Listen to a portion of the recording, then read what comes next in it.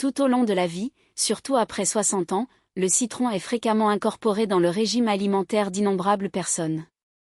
Qu'il soit ajouté à l'eau, utilisé comme assaisonnement dans les salades, mélangé à du thé ou utilisé pour rehausser la saveur des aliments, cet agrume est largement reconnu pour ses prétendus bienfaits pour la santé. Cependant, ce que beaucoup de personnes de cette tranche d'âge ignorent, c'est que, associé de manière inappropriée à certains aliments, le citron peut déclencher des effets indésirables importants, tels que des troubles digestifs, une perte de minéraux et même une aggravation de conditions telles que des reflux acides et des douleurs articulaires. Dans un premier temps, il est essentiel de comprendre les propriétés qui font la réputation du citron comme aliment fonctionnel. Cependant, l'interaction entre le citron et certains produits, notamment les produits laitiers, mérite une attention particulière, notamment chez les organismes âgés. Bien que le citron soit réputé pour ses propriétés thérapeutiques et que les produits laitiers soient présentés comme des sources essentielles de calcium et de protéines, la combinaison de ces éléments dans le tube digestif des personnes âgées peut entraîner des conséquences physiologiques indésirables. Le citron a une teneur élevée en acide citrique, présentant un pH extrêmement bas, tandis que le lait contient de la caséine et d'autres protéines très sensibles à l'acidité. Lorsque le jus de citron entre en contact avec le lait, un processus immédiat de coagulation des protéines se produit, facilement observable en ajoutant les agrumes à un verre de lait. Ce phénomène ne se limite cependant pas à l'environnement extérieur. Dans l'estomac d'une personne âgée, où la production d'acide chlorhydrique et d'enzymes digestives est déjà naturellement réduite, la réaction prend des proportions plus inquiétantes. En vieillissant, la capacité digestive diminue progressivement. À 60 ans, la plupart des gens ont une production de suc gastrique nettement inférieure, ce qui prolonge le temps de séjour des aliments dans l'estomac et favorise la fermentation. Lorsque les protéines coagulées par le citron restent dans l'organe, il y a un retard dans la vidange gastrique, une distension de la paroi de l'estomac et une augmentation de la pression sur le sphincter inférieur de l'œsophage. Ces facteurs sont directement associés à l'apparition de symptômes tels que gonflement abdominal, gêne thoracique et reflux, souvent attribués au vieillissement, mais qui, en réalité, résultent d'une réaction chimique récurrente. Des études dans le domaine de la physiologie digestive démontrent que des protéines mal digérées peuvent déclencher des réponses immunitaires au niveau de l'intestin. Les fragments de caséine qui ne sont pas complètement dégradés irritent la muqueuse intestinale, augmentant avec le temps la perméabilité de l'organe. Cette condition, connue sous le nom de syndrome de fuite intestinale, permet aux composés inflammatoires de passer dans la circulation sanguine. Chez les personnes âgées, cette inflammation chronique de faible intensité est liée à une aggravation des douleurs articulaires, des raideurs matinales, de la fatigue et même à un déclin cognitif. Étonnamment, un simple ajout de citron à des produits laitiers comme le lait, le yaourt ou les sauces crémeuses peut contribuer silencieusement à ce processus inflammatoire. Un autre aspect inquiétant réside dans l'interférence de l'acide citrique dans l'absorption des minéraux. Le lait, fréquemment consommé pour sa richesse en calcium, notamment par les personnes âgées cherchant à prévenir l'ostéoporose, peut voir sa biodisponibilité compromise lorsqu'il est associé au citron. Les recherches sur la chélation des minéraux indiquent que les composés acides réduisent la capacité de l'organisme à absorber le calcium lorsqu'ils sont ingérés simultanément. Ainsi, les individus qui croient renforcer leurs os pourraient en fait obtenir un résultat opposé à celui souhaité, avec une absorption du calcium inférieure à celle attendue. Au fil des années, cette pratique peut contribuer à la fragilité osseuse, malgré les bonnes intentions. La muqueuse gastrique subit également les effets de cette combinaison. L'augmentation brutale de l'acidité gastrique provoquée par le citron peut être tolérée par un système digestif plus jeune, mais chez les personnes âgées, dont la couche protectrice de l'estomac est plus fine et les mécanismes de réparation moins efficaces, une exposition répétée peut entraîner une irritation de la paroi gastrique. Lorsque les protéines coagulées exercent une pression sur cette muqueuse déjà fragile, le risque de développer une gastrite augmente considérablement. De nombreux diagnostics de gastrite chronique ou de douleurs d'estomac inexpliquées chez les personnes âgées ne considèrent pas les interactions alimentaires comme faisant partie du problème, ce qui entraîne la prescription de médicaments antiacides, qui à leur tour compromettent davantage la digestion et l'absorption des nutriments. De plus, le microbiote intestinal est affecté par ce déséquilibre. Les protéines laitières qui ne sont pas correctement digérées servent de substrat aux bactéries productrices de gaz, intensifiant les symptômes tels que les ballonnements et l'inconfort, souvent acceptés comme un élément naturel du vieillissement. Cependant, les investigations sur la composition bactérienne intestinale révèlent que les protéines mal digérées altèrent l'équilibre microbien, favorisant les souches inflammatoires. Au fil du temps, cette inadéquation affecte non seulement l'immunité et le métabolisme, mais également l'humeur et la qualité du sommeil, puisque l'axe intestin-cerveau est bien établi dans la littérature scientifique. Ce qui rend cette question particulièrement pertinente est la fréquence à laquelle cette combinaison se produit dans la vie quotidienne. Les boissons telles que le thé au lait et au citron, les yaourts aromatisés, les sauces crémeuses assaisonnées d'agrumes et les desserts laitiers additionnés de citron sont des exemples courants dans lesquels la même réaction chimique se répète, compromettant la digestion et augmentant progressivement les niveaux d'inflammation. Au départ, les signes sont subtils, léger ballonnement, reflux occasionnel, inconfort post-prandial ou encore raideur matinale un peu plus prononcée. Ces signes, bien que discrets, ne doivent pas être ignorés, car ils représentent les premiers signes avant-coureurs d'un processus qui, s'il n'est pas corrigé, pourrait évoluer vers des complications plus graves. Un autre facteur aggravant est l'intolérance au lactose, dont la prévalence augmente avec l'âge en raison de la diminution naturelle de la production de l'enzyme lactase. Lorsque le citron accélère la coagulation des protéines du lait, la digestion du lactose devient encore plus problématique, augmentant les risques de diarrhée, de crampes et de flatulences, même chez les individus qui croient bien tolérer les produits laitiers. Des études indiquent que de nombreux adultes présentant une intolérance légère ne reconnaissent pas les symptômes car ils se développent progressivement, et la combinaison de citron et de produits laitiers peut solliciter le système digestif au-delà de sa capacité. Il est toutefois crucial de souligner que le citron, en soi, ne doit pas être considéré comme un méchant. Lorsqu'il est consommé correctement, il stimule la digestion, aide à la détoxification du foie et améliore la circulation. De même, les produits laitiers, pour ceux qui les tolèrent, peuvent fournir des protéines et des minéraux précieux. Le problème réside dans l'interaction entre les deux, notamment dans un système digestif vieillissant, où, au lieu d'agir en synergie, il commence à exercer des effets contraires aux bénéfices escomptés. Cette question ne repose pas sur des croyances populaires, mais plutôt sur l'intersection entre la chimie, la physiologie et les changements biologiques résultant du vieillissement, aspect souvent négligé par les directives nutritionnelles contemporaines. La solution, bien que simple, requiert de l'attention. Il faut éviter la consommation simultanée de citron et de produits laitiers, en respectant un intervalle minimum d'1 à 2 heures entre elles. Si l'objectif est de boire de l'eau citronnée, faites-le seul. Les dérivés du lait, comme le yaourt ou le fromage, doivent être consommés nature, de préférence au moment où la digestion est plus efficace, comme l'après-midi. Pour ceux qui recherchent des sources alternatives de calcium, des options telles que les légumes-feuilles, les graines de sésame ou les amandes peuvent être envisagées, car elles ne réagissent pas négativement avec les acides. Lorsqu'il est associé à des aliments tels que les légumes, l'huile d'olive ou le poisson, le citron améliore l'absorption des nutriments plutôt que de lui nuire. À mesure que nous vieillissons, l'alimentation cesse d'être une simple source d'énergie et devient une forme de communication avec le corps, dont les réponses dépendent dans une large mesure des choix effectués.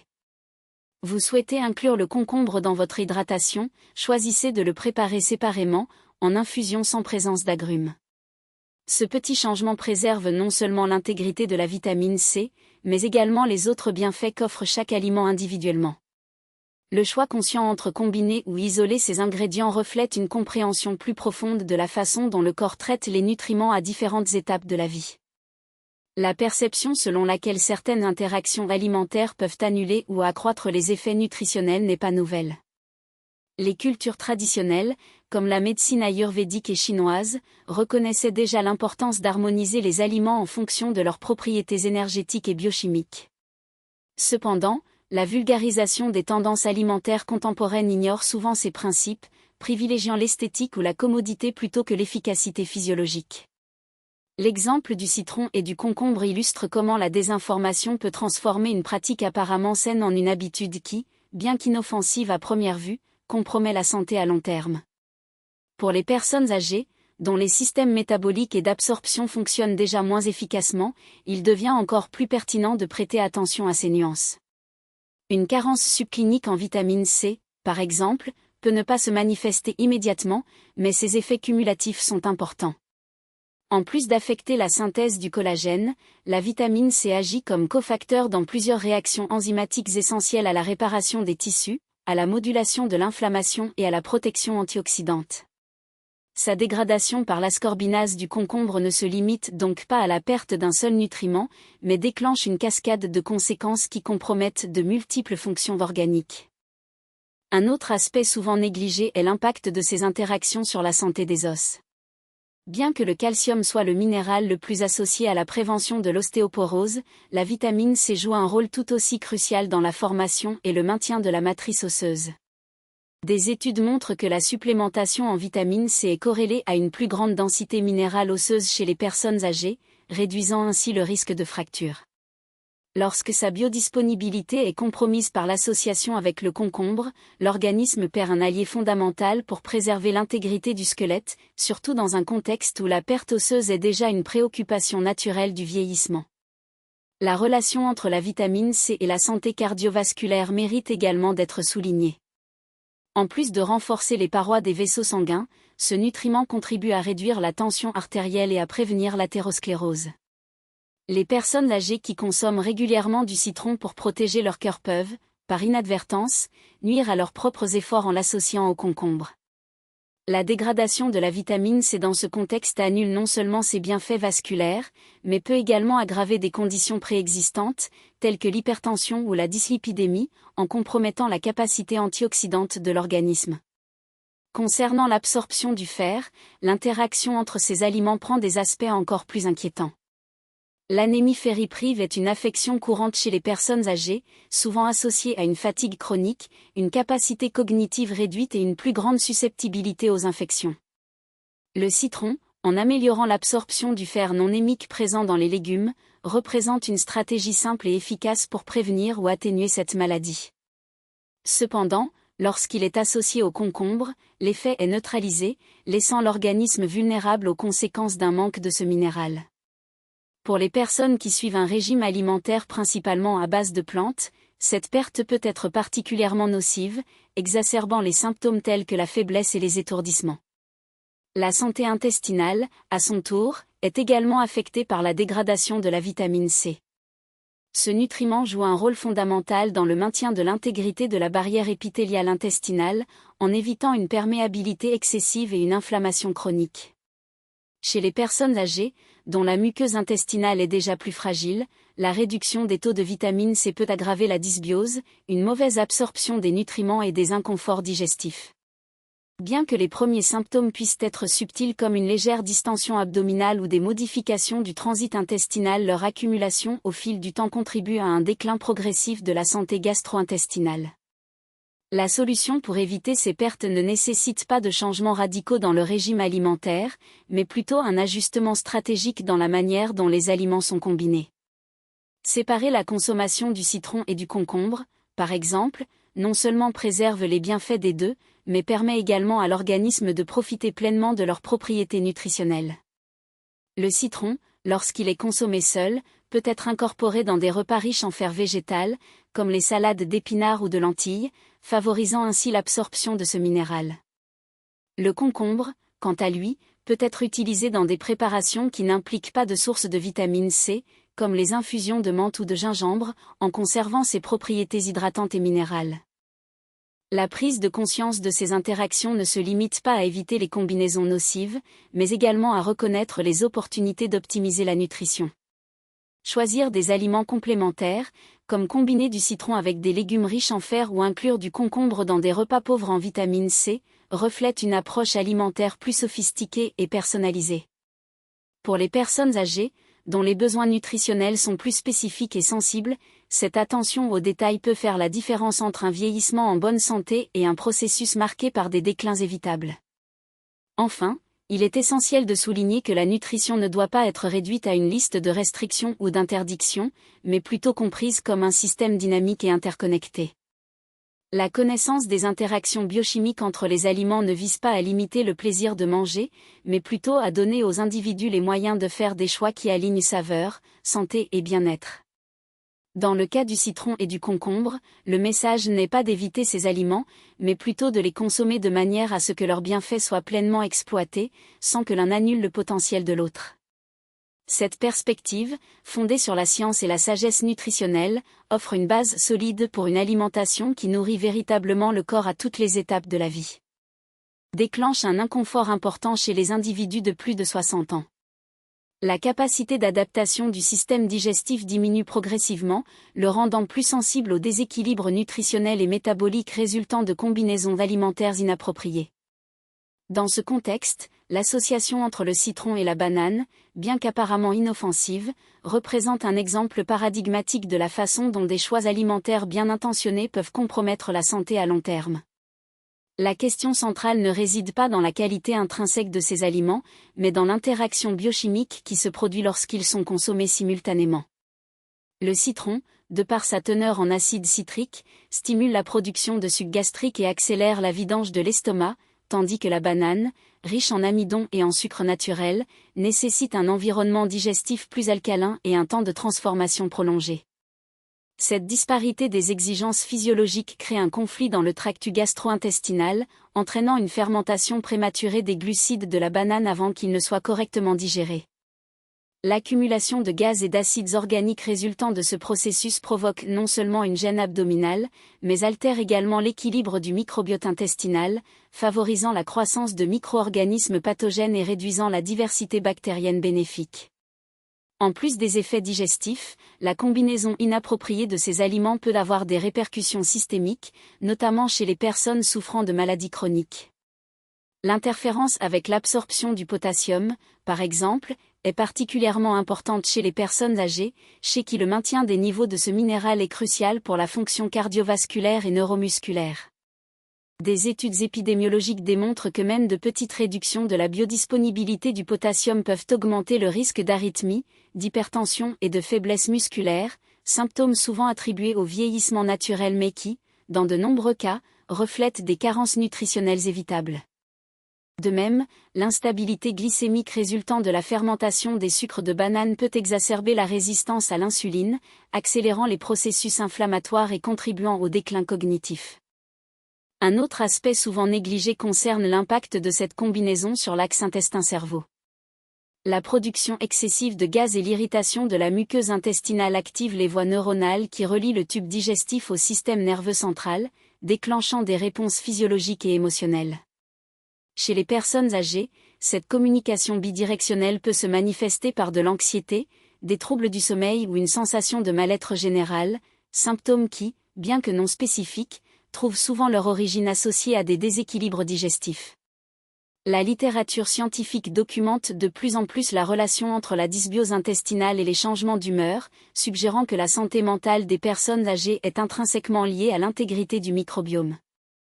La persistance de ce régime alimentaire au fil des années peut également contribuer au développement de pathologies plus graves, telles que le syndrome du côlon irritable ou le reflux gastro-œsophagien, qui ont tous deux une prévalence élevée chez les populations âgées. La production chronique de mucus dans le tube digestif, exacerbée par l'association d'aliments acides et féculents, crée un environnement propice à la prolifération de bactéries pathogènes et à une efficacité d'absorption réduite.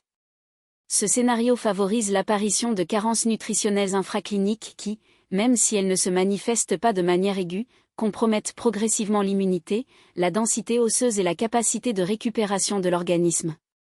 Il est essentiel de reconnaître que corriger ces habitudes ne nécessite pas de changements drastiques, mais plutôt des ajustements précis et fondés sur des données probantes.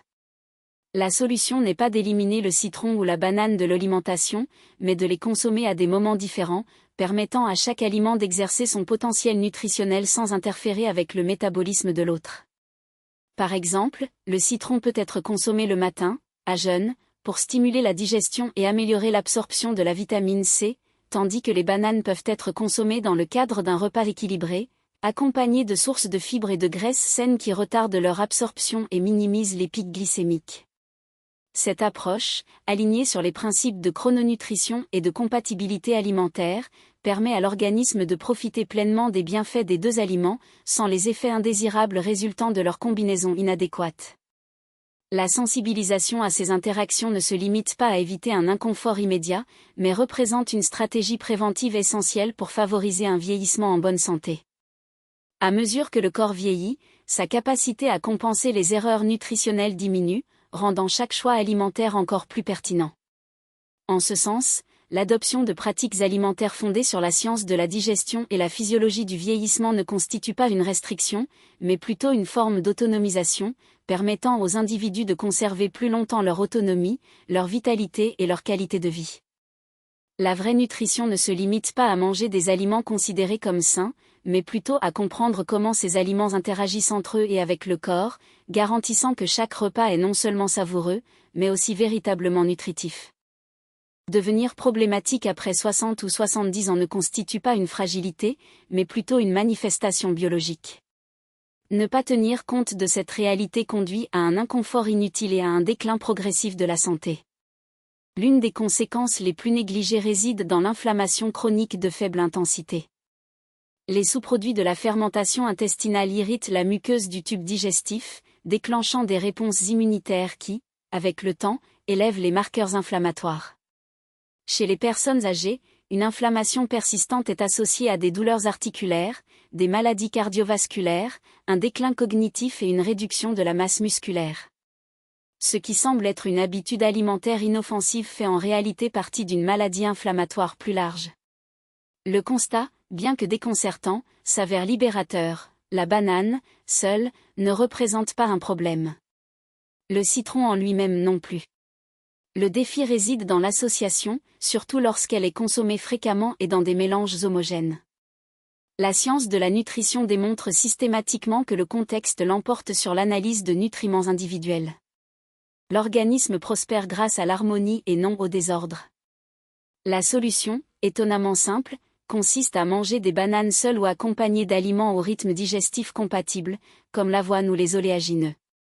Le citron, quant à lui, doit être consommé séparément, de préférence dilué dans de l'eau tiède en début de journée, lorsque ses effets stimulants enzymatiques sont les plus bénéfiques. Si votre préférence va aux vitamines, il est recommandé d'opter pour des associations respectant la chronologie digestive, comme les fruits rouges aux feuilles vertes ou les bananes associées à la cannelle et aux graines, en évitant l'ajout d'agrumes acides. Les témoignages de personnes âgées ayant adopté cette séparation indiquent une réduction du gonflement abdominal, une plus grande stabilité énergétique, une meilleure digestion et une réduction des crampes musculaires en quelques semaines. De telles transformations ne résultent pas d'un effet placebo, mais de l'élimination d'une source quotidienne de stress digestif. À mesure que nous vieillissons, la santé ne se construit pas par des restrictions, mais par la précision. Il s'agit de reconnaître que le corps a subi des changements et de s'y adapter. De petites modifications génèrent des résultats significatifs. La combinaison du citron et de la banane illustre l'une de ces habitudes apparemment insignifiantes, mais dont l'impact est considérable. Il n'est pas nécessaire de recourir à des suppléments supplémentaires ou à des régimes extrêmes, il faut plutôt être conscient, comprendre comment les aliments interagissent dans un système vieillissant. En assimilant ce principe, la lutte contre son propre corps cesse et son soutien efficace commence. Les transformations les plus profondes de la santé restent souvent invisibles aux yeux des autres, bien qu'elles soient intensément perçues en interne. Moins de poids, moins d'inconfort, plus de clarté, plus de légèreté. Lorsque la digestion s'améliore, tout le reste suit, l'énergie, l'humeur, le sommeil, la mobilité. Le citron est un instrument, la banane, un aliment nutritif. Utilisés à bon escient, les deux favorisent la longévité. Cependant, pris ensemble, ils le sapent de manière subtile. Maintenant que ces connaissances sont présentes, nous avons les moyens de préserver la digestion, d'optimiser l'absorption des nutriments et de vieillir avec vigueur, plutôt qu'avec résistance.